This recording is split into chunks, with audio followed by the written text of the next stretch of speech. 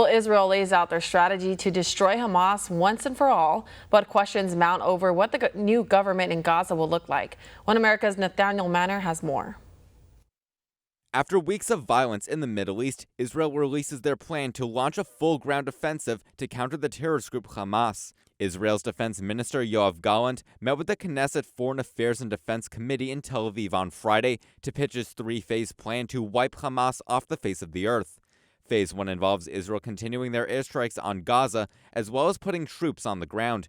Their goal is to take out members of the terrorist organization, which also serves as Gaza's democratically elected government, and damage infrastructure to weaken terrorist cells. Moving on to Phase 2, the military would carry on with their ground assault in Gaza, this time aiming to eliminate pockets of resistance after Hamas is no longer an immediate threat. Finally, Phase 3 would see Israel create a, quote, new security regime in the region, meaning they would no longer control the day-to-day operations within Gaza. With the plan set, the country's economy minister believes it's now up to the military to carry out the destruction of Hamas. The army has green light. It needs, and I'm not going to discuss over the media, the Israeli military plans. Sorry, forgive the follow-up, but that's a political question.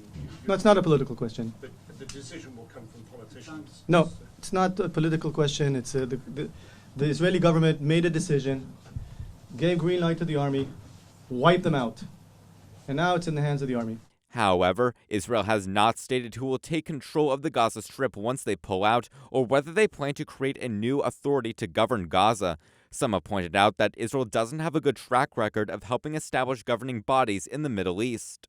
You know, Hamas, if you look at the history, you'll find out that Hamas was encouraged and really started by Israel because they wanted Hamas to counteract Yasser Arafat. And you say, well, yeah, that was better then and served its purpose, but we didn't want Hamas to do this.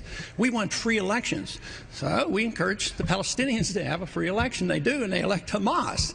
So we first indirectly and directly through Israel help establish Hamas. Then we have election. Then Hamas becomes dominant, so we have to kill them. U.S. lawmakers have also encouraged Israel to come up with a day-after plan, saying they need a strategy to deal with the fallout and avoid creating a power vacuum, which could lead to an even worse group taking up the mantle. Nathaniel Manor, One America News. For all our viewers asking where One America News is heading in the future, we would like to introduce you to OAN Live. OAN Live is the best way to stay up to date on all of the hard-hitting, straight-shooting, national and international headlines. And the best part is, OAN Live is only $4.99 per month. All the credible, honest, unbiased reporting One America News offers at a fraction of the cost of cable. Just go to OANN.com to easily sign up for OAN Live and stay informed.